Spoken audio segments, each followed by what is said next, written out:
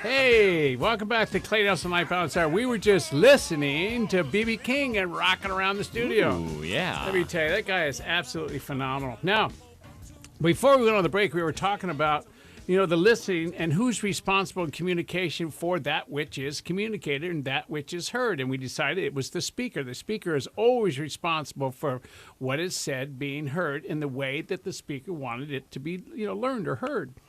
Now, we've got a caller on line one. We've got Mario, I believe it is. We do indeed. So, Mario, what can I do for you, sir? And thanks for calling in. Hey, friend. How are you? I'm great. Good to see you here today. Yeah, we're streaming now. Can you see us? Yes, sir. I sure can. That's great. That's great. I'm as cute as you thought, too, huh?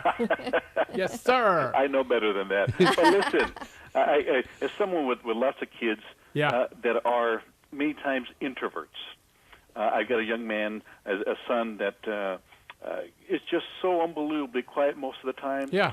When I ask him, opinions or thoughts of what you want to do this, son, or what you want to do there, friend, I sometimes just get absolutely nothing. Yeah. How do I do that better, or how do I ask the question better so I might be able to solicit some kind of comment? Just Sure. Sometimes anything. Okay, well, let me give you something that's even above the answer you think you're going to get from me. Okay. What would it be like if not knowing, the answer to your question was okay? What would it be like to, he goes, Dad, I haven't thought about it. I don't really know what I want to do. I'm kind of happy doing what I'm doing. Right. And it's okay with me if you set the pace and so on and so forth. By the way, where does this young man fit in the number of children? Is he second born, third born, fourth born, in your case, ninth born? Actually, he's number 6. He's number 6. And are they young ladies or young men ahead of him? Well, they got the young Amanda, my daughter, at the very tail end, and he's got an older brother. Okay. All right. So where we are is he's in a place where he's smart enough just to watch. Okay. I got to tell you, my brother's 2 years older than I am. And so he's 65, I'm 63. And about 4 or 5 years ago, I called him and I said, I got to tell you, I want to thank you for being who you are, because I got to watch you go through what you went through, and I didn't have to do it, or if I did like what you got, I did it. If I didn't like what you got, I didn't do it. Mm-hmm. So I really appreciate all the pain you went through, because you saved me from going through it, and that's probably what's going on with him. Okay. You understand? So it's not a bad thing unless there's something specific that you want to know about him and what he loves to do or doesn't love to do. So then you need to word it in a way that it's not a pressure statement. It's just a conversation that that your son and his dad has. Uh-huh. Can you get that? I think that I get a grip of that. Sometimes I'm just pretty direct. Yeah, well, and in a hurry, and let's get it done, and give me the answer, and so on and so forth. And it's not about the answer. It's about the relationship, Mario. Yeah.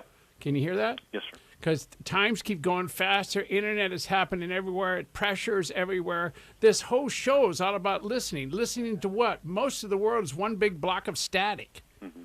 So how do we slow the pace down, get related, and just ask and effectively listen so that he gets to speak his way on his topics when he's ready? Okay. Pretty cool, huh? Pretty cool, friend. Pretty cool. I always learn something, friend. Appreciate you very much. Keep up the good work. Thank you, Mario. Thank you very much. Mario. You be safe out there. Okay, bye. Bye-bye. All right, bye-bye now. All right, now, so what we're talking about is just what Mario's talking about, is what if communication wasn't just about you getting what you want when you think you're supposed to get it? Think about that. What if communication was finding out where other people were on a topic and then waiting for them to develop an answer? Now, one of the things I've had to learn over the years is my brain goes at a specific pace. It's called rocket. Okay? Susan brain goes at a very calm, slower pace. It has nothing to do with the degree of intellect. It's just Susan and CJ, my son, have to go off and think about their answers and generate how, really look at how they feel, then really put it into language, and then come back over a period of time and give an answer. I ask questions. I want to answer right now. I am my dad, and my dad drove me crazy. So it's all about timing. It's all about patience. It's all about being the question and not exactly expecting an answer. Now, granted, there are some times when you're sitting in a fast food line and you ask somebody, gee, what would you like? You don't want to spend a whole lot of time figuring that out. But what we're talking about in communication and listening now is all about life. It's not on a clock. It's all about really giving a person a chance to really develop and really decide how they do think about a topic or what they did see or what they didn't see. I mean, do you have a couple of things over there you want to read, Susan? We got some quotes? Yes. Just pick one. Okay. From Brigham Young, he says, "Silence may be golden, but can you think of a better way to entertain someone than to listen to him?" Yeah. Now think about that. Now let's just go into what we did on our anniversary dinner Sunday night. I want to hear this. Oh, it was great. we went and had dinner, and we went to a restaurant where they had these cook tables and they cook for you, and we got it set up so there was just Susan and I and the chef and some other people, some of the wait staff and so on.